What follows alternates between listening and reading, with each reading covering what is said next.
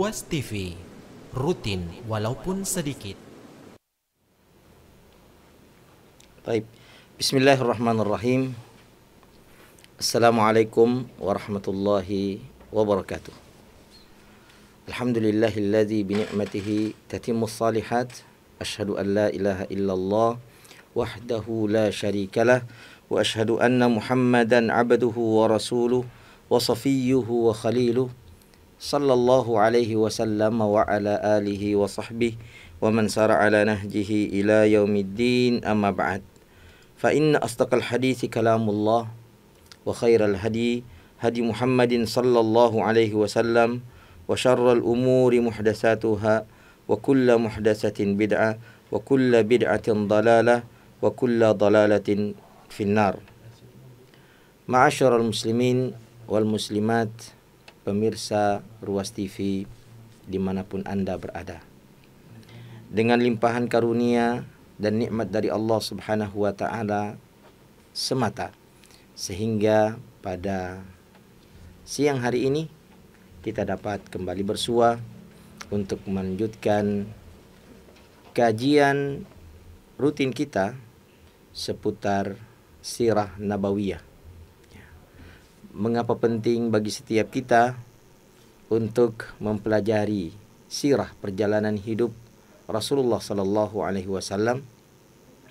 Jawabannya, karena mempelajari sirah Rasulullah sallallahu alaihi wasallam itu, ma'asyiral muslimin, dapat membangkitkan keimanan, dapat membangkitkan cinta kepada baginda Rasulullah sallallahu alaihi wasallam, di mana iman dan cinta kepadanya dapat memotivasi seseorang untuk meneladani Rasulullah sallallahu alaihi wasallam pada akidahnya, ibadah dan akhlaknya.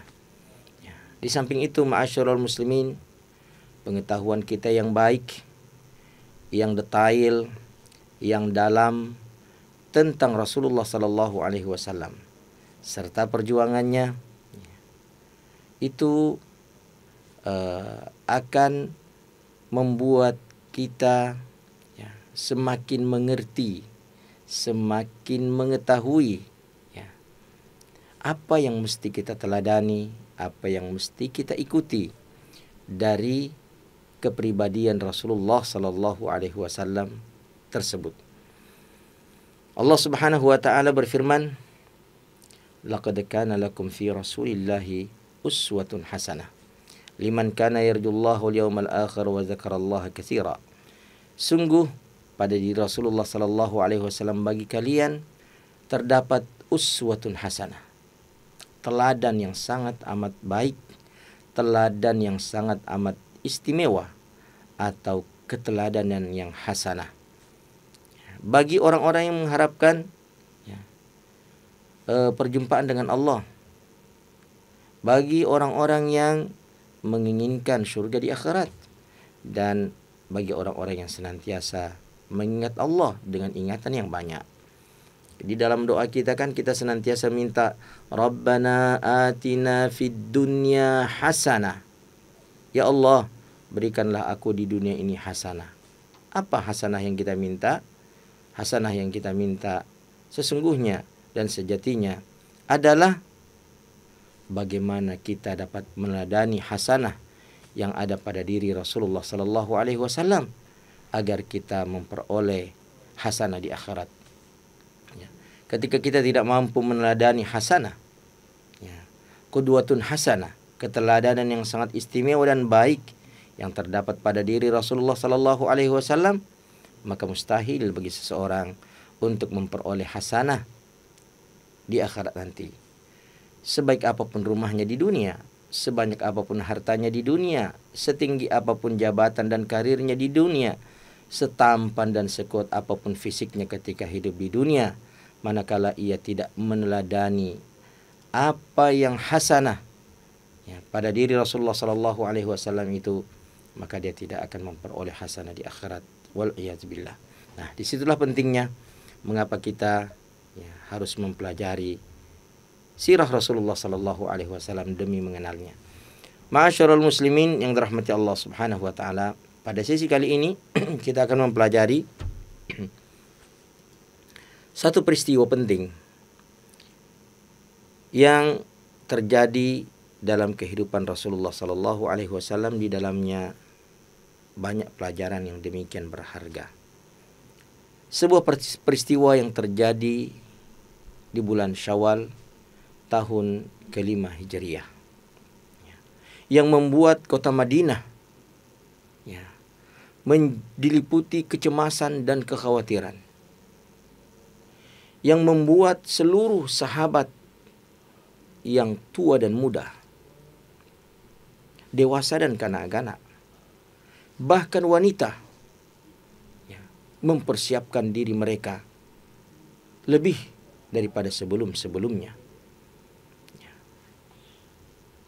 Peristiwa itu, ma'asyiral muslimin, adalah peristiwa Al-Ahzab, perang sekutu,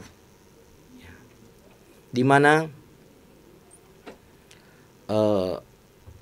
orang-orang Quraisy berkolaborasi, bekerja sama dengan orang-orang Yahudi serta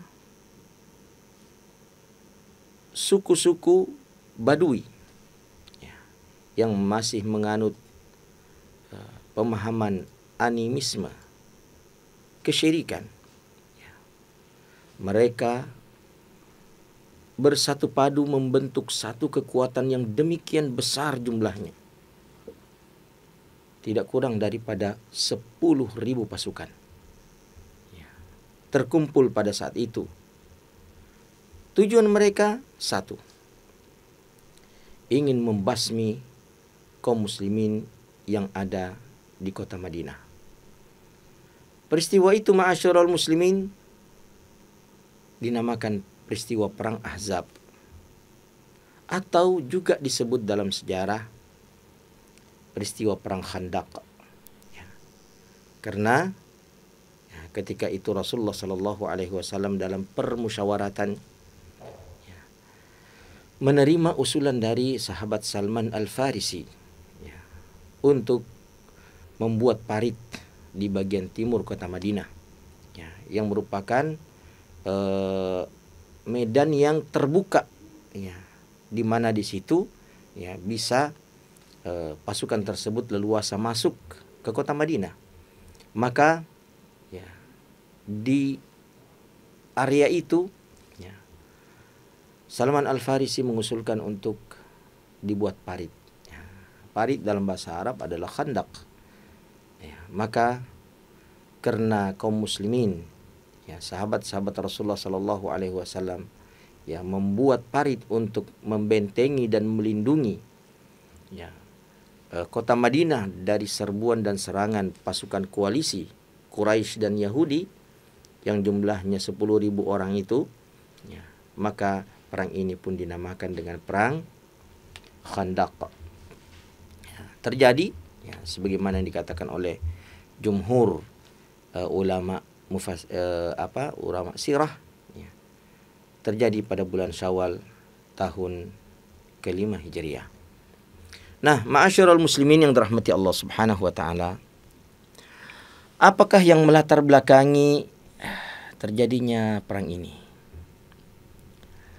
Yang memicu terjadi perang ini, ma'asyiral muslimin, adalah dendam kesumat dari orang-orang Yahudi setelah Rasulullah sallallahu alaihi wasallam dan para sahabatnya mengusir mereka dari kota Madinah, yaitu pada peristiwa perang Bani Nadir, di mana mereka terusir keluar dari benteng-benteng mereka tanpa mampu membawa barang-barang berharga yang mereka miliki.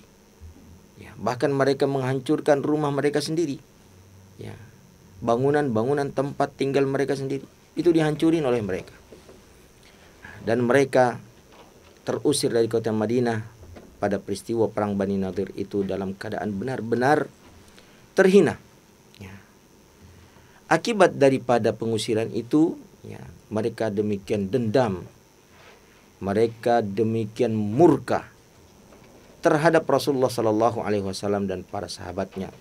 Dan semenjak saat itu, ya, mereka selalu menyusun, ya, merancang konspirasi, ya, untuk membalas kekalahan mereka di perang Bani Nadir.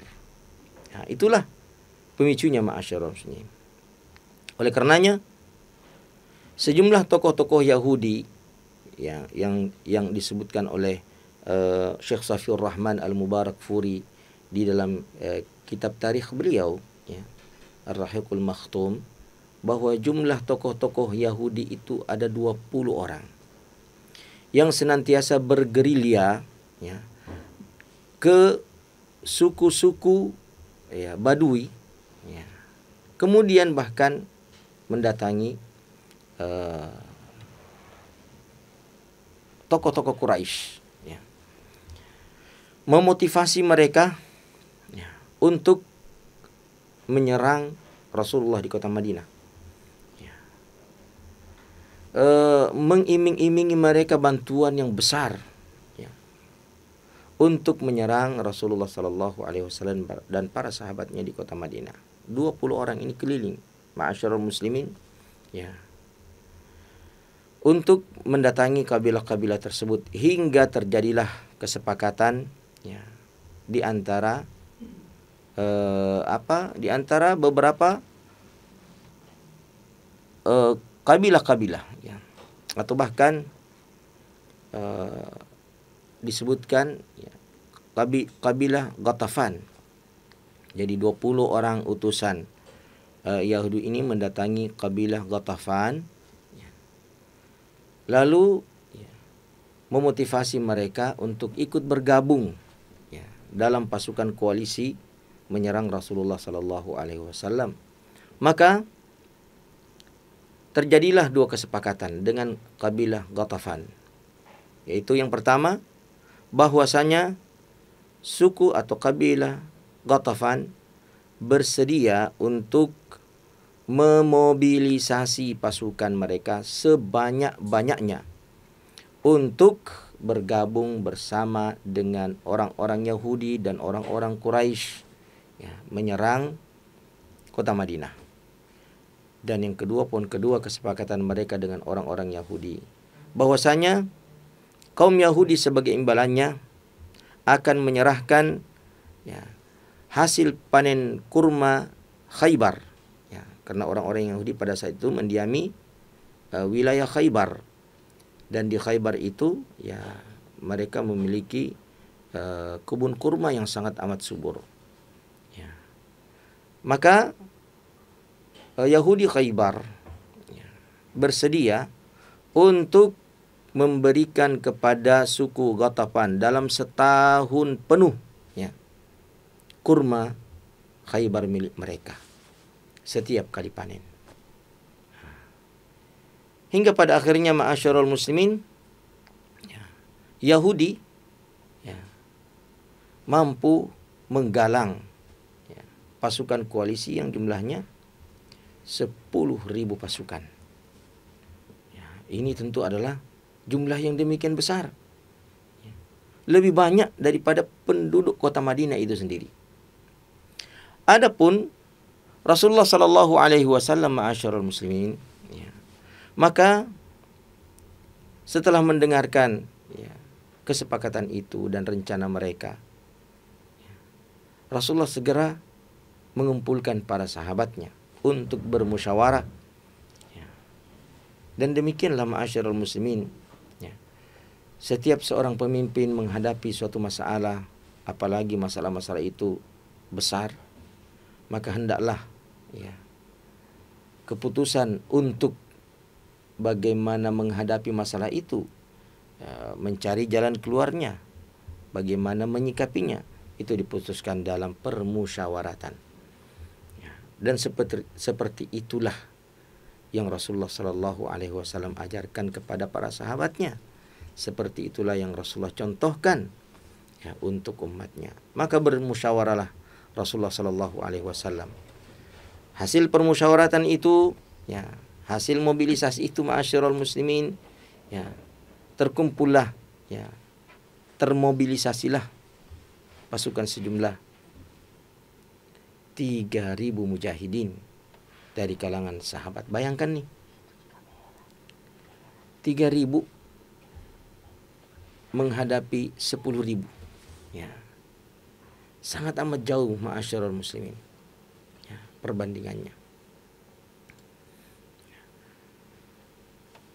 Kecemasan, ya, kegalauan, kekhawatiran, ketakutan pada saat itu ma'asyiral muslimin, ya, menyelimuti, ya, kota Madinah,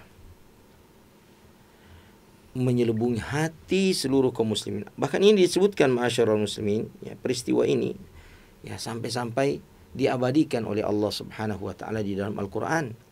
Bahkan surah yang ke-33, ya, itu dinamakan dengan peristiwa ini, yaitu surah Al-Ahzab, ya. Nama perang ini adalah perang Al-Ahzab. Allah mengabadikan peristiwa besar ini ma'asyiral muslimin di dalam Al-Quran. Bahkan menamakan satu surah di dalam Al-Quran itu dengan nama peristiwa ini, yaitu surah Al-Ahzab, ya, mengenang peristiwa perang Al-Ahzab, ya. Begitu dahsyatnya peristiwa itu, ya, atas kaum muslimin di masa tersebut, ya. Allah Subhanahu wa taala, ya, mengingatkan kaum muslimin, ya, pada ayat yang ke-9 hingga ke berapa ini? Ayat seterusnya sampai 13, 14, 15, ya. Ya, 16 dan seterusnya, mulai dari ayat ke-9. Allah Subhanahu wa taala berfirman, "Ya ayyuhalladzina amanu dzkuru ni'matallahi 'alaikum iz ja'atkum junudun fa arsalna 'alaihim rihan wa junudan lam tarauha." Wahai orang-orang yang beriman, ingatlah nikmat Allah atas kalian. Iz ja'atkum junudun, ketika datang menyerang kalian sejumlah pasukan. Farsalna alaihim rihan wa junudan lam tarauha. Lalu kami mengutus pula bala tentara, ya, bahkan angin yang kalian tidak lihat. Wa kana Allahu bima ta'maluna basira. Dan sungguhnya Allah Maha mengetahui, Maha melihat apa yang kalian kerjakan. Iz ja'ukum min fawqikum wa min asfala minkum wa izaghatil absar wa balagatil qulubul hanajira wa tadhunnuna billahi adh-dhununa. Allah menggambarkan bagaimana kondisi hati, ya, kaum muslimin pada saat itu yang diliputi kecemasan, ketakutan, kekhawatiran, kegalauan, sampai pada puncak ketakutan yang luar biasa, ya. Allah menggambarkan ija'ukum min fawqikum, ketika pasukan itu datang dari arah atas kalian, wa min asfala minkum, datang dari arah bawah kalian, artinya dari seluruh penjuru.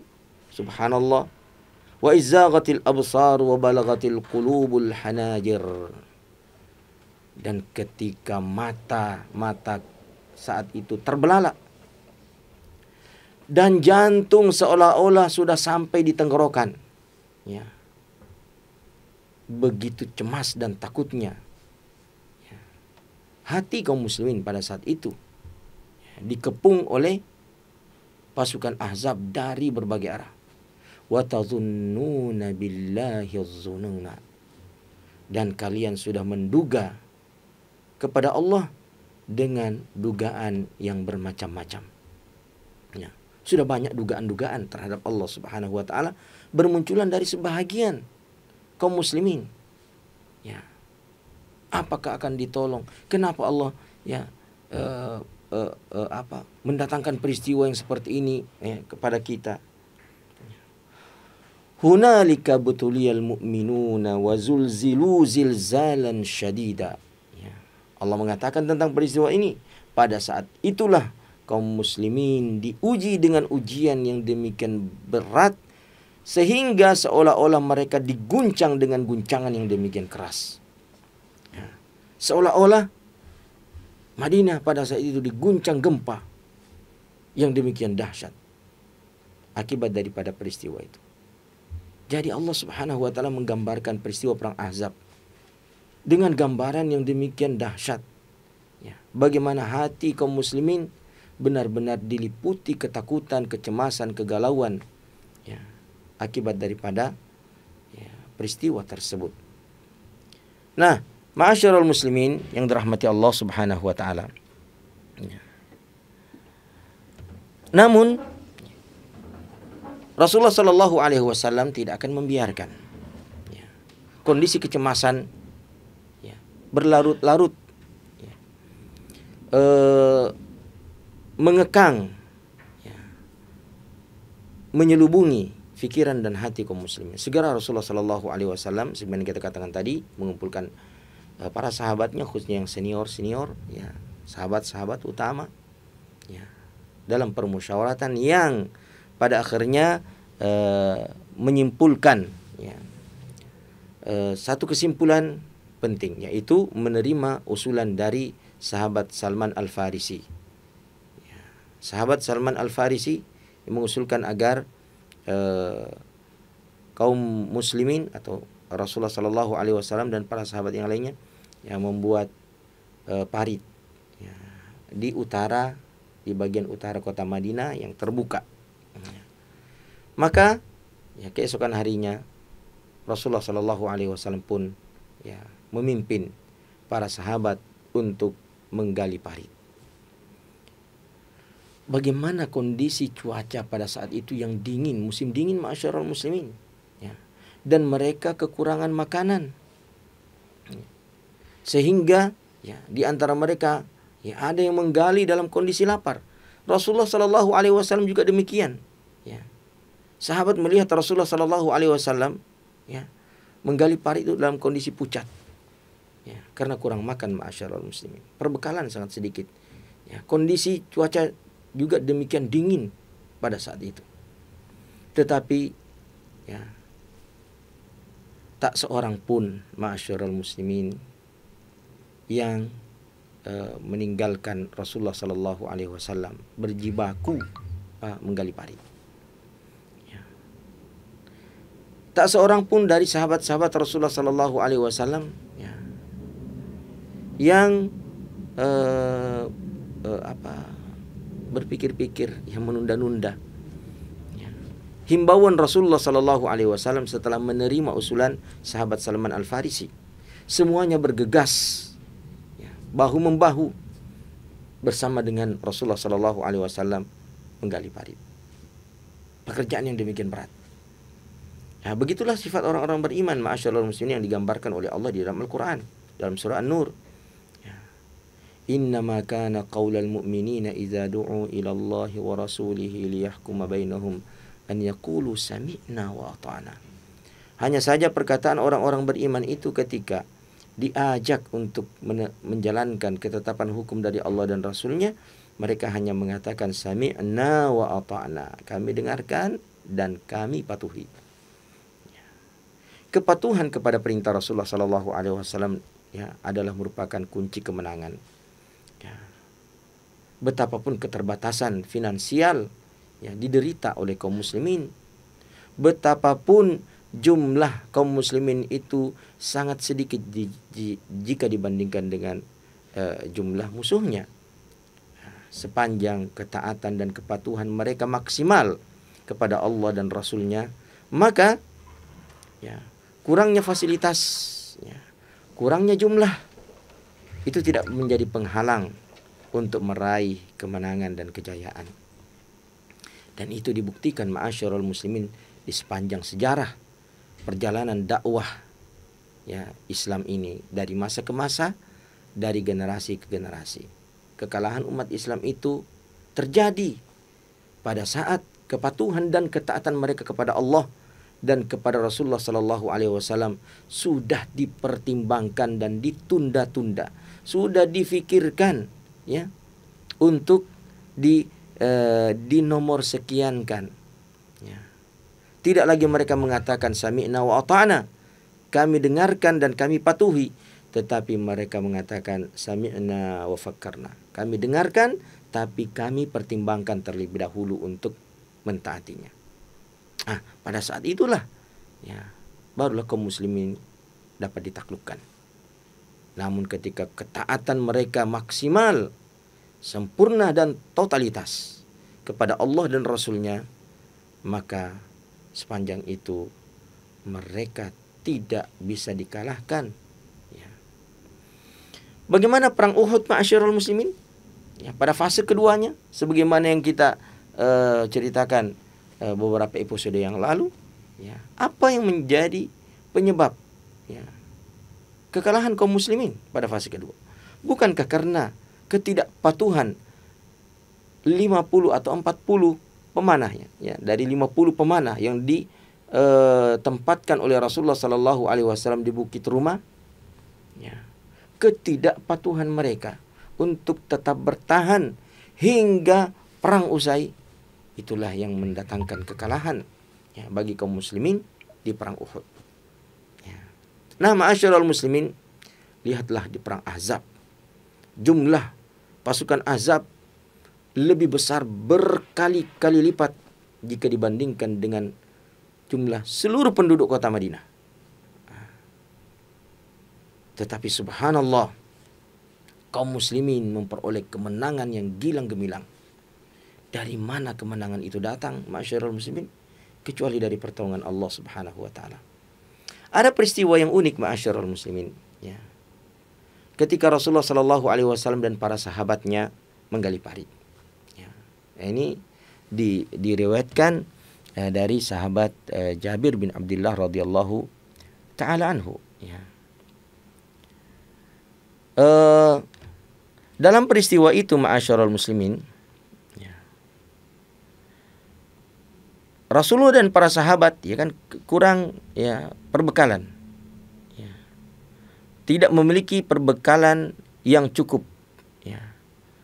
Mereka umumnya berada dalam kondisi yang sangat amat dahaga dan sangat amat kelaparan. Ya. Bahkan Rasulullah pun mengalami hal yang sama. Sampai pucat Rasulullah sallallahu alaihi wasallam. Ya. Maka sahabat Jabir bin Abdullah radhiyallahu taala anhu ya, ketika melihat kondisi Rasulullah sallallahu alaihi wasallam yang sudah sangat dibelit rasa lapar ya, pucat wajahnya, kusut rambutnya ya. Ya, sahabat mengatakan Rasulullah itu menggali parit itu ya, saking sungguh-sungguhnya, saking seriusnya ya, debu-debu itu menutupi Rasulullah sallallahu alaihi wasallam hingga tidak terlihat. Saking seriusnya Rasulullah menggali parit. Ya. Sampai debu-debu itu menutupi Rasulullah sallallahu alaihi wasallam, dan sebagian sahabat sudah tidak melihat Rasulullah. Ya, karena diselimuti debu. Ya.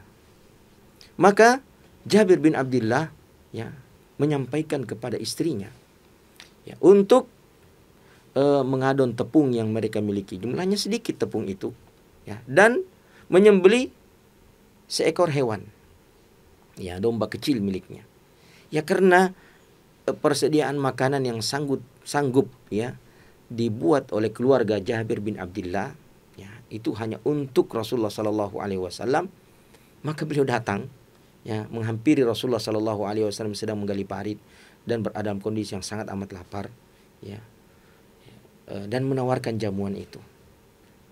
Seraya berpesan, ya Rasulullah, jamuan yang kami buat di rumah ini ya sangat amat sedikit. Oleh karenanya jamuan ini kami khususkan kepada Anda saja ya. Dan kalau Anda ingin banyak, jangan terlalu banyak ya, secukupnya. Namun anehnya ma'asyiral muslimin, saat itu Rasulullah sallallahu alaihi wasallam justru berdiri mencari ketinggian dan mengumumkan kepada seluruh sahabat yang menggali, yang jumlahnya 1000 orang. Subhanallah. Dan mengundang mereka makan. Betapa kagetnya Jabir bin Abdullah, tak terbayangkan. Bagaimana mungkin hidangan yang sedikit itu bisa bisa mencukupi 1000 orang yang kondisi laparnya hampir sama. Subhanallah. Tetapi disitulah terlihat mukjizat yang Allah Subhanahu wa taala karuniakan kepada Rasulullah sallallahu alaihi wasallam. Ya. Ternyata adonan roti, kambing dan kuahnya yang sangat sedikit itu hanya berada dalam tempayan yang kecil. Itu disantap oleh seluruh sahabat sampai mereka kenyang, sampai mereka puas. Dan ternyata kalau kita namakan panci ya, di panci itu masih tersisa ma'asyiral muslimin. Ya. Padahal sedari awal Jabir bin Abdullah hanya menduga bahwa hidangan itu hanya cukup untuk Rasulullah dan beberapa orang sahabat saja. Dan ternyata oleh Rasulullah sallallahu alaihi wasallam semuanya diundang. Ini adalah akhlak Rasulullah sallallahu alaihi wasallam yang sangat amat mulia ma'asyiral muslimin. Beliau tidak ingin menikmati makanan, minuman dan kenikmatan dunia itu sendiri dan mengabaikan sahabatnya dan mengabaikan kaum muslimin. Dan begitulah sejatinya sikap seorang pemimpin terhadap siapa yang dia pimpin. Jangan ia berleha-leha di atas kenikmatan sementara rakyatnya terbelit penderitaan, kesulitan, kepapaan, kelaparan. Itu tidak layak dilakukan oleh seorang pemimpin. Pemimpin-pemimpin yang hanya mau berleha-leha dan bersenang-senang di atas kursi kepemimpinannya bersama dengan keluarga dan koleganya dan membiarkan rakyatnya menderita, membiarkan rakyatnya papa, tidak memiliki apa-apa, adalah pemimpin-pemimpin yang sangat amat berat pertanggungjawaban kepemimpinannya kelak pada hari kiamat.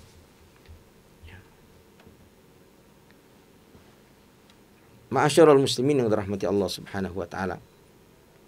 Ada peristiwa unik yang lain ma'asyiral muslimin, sebagaimana yang diriwayatkan oleh sahabat Al-Barra radhiyallahu taala anhu. Ketika mereka sementara menggali parit, tiba-tiba sebahagian di antara sahabat mendapati ada gundukan batu atau tanah keras yang tak seorang pun sanggup memecahkannya. Sudah berulang-ulang kali dan berganti-ganti sahabat dan alat untuk memecah batu yang ada di dalam parit tersebut. Namun seluruh usaha itu gagal ma'asyiral muslimin. Berganti-ganti. Setiap kali terganti yang memecahkan, setiap kali itu pula gagal upaya untuk memecahkannya. Hingga pada akhirnya mereka mengadukan hal tersebut kepada Rasulullah sallallahu alaihi wasallam di tempat lain yang sedang menggali. Lalu Rasulullah datang. Apa yang terjadi ma'asyiral muslimin? Rasulullah pun mengayunkan kalau kita cangkul barangkali atau alat penggali Rasulullah sallallahu alaihi wasallam atau alat pemukul yang digunakan oleh Rasulullah sallallahu alaihi wasallam, sehingga ketika alat pemukul itu menghantam batu tersebut, batu itu pecah dan mengeluarkan cahaya, percikan api. Melalui percikan api itu Rasulullah sallallahu alaihi wasallam mengatakan, aku melihat kunci-kunci negeri Syam.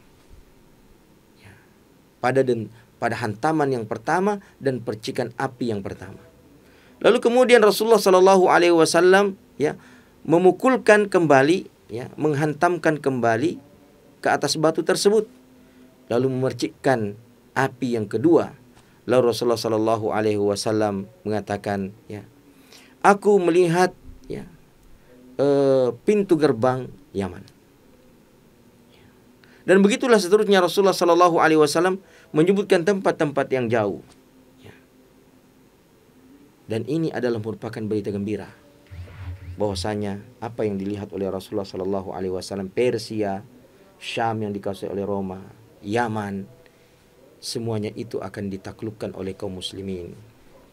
Tetapi ini menjadi bahan candaan, ya, orang-orang munafik yang mendengarkannya. Mereka mengatakan, bagaimana mungkin Rasulullah itu menjanjikan kepada kalian, ya, sesuatu yang sangat amat mustahil, mau menguasai Syam, mau menguasai Persia, mau menguasai Yaman, ya. Sementara kalian ini kelaparan, kepayahan menggali parit, ya, hanya untuk menghadapi pasukan Ahzab.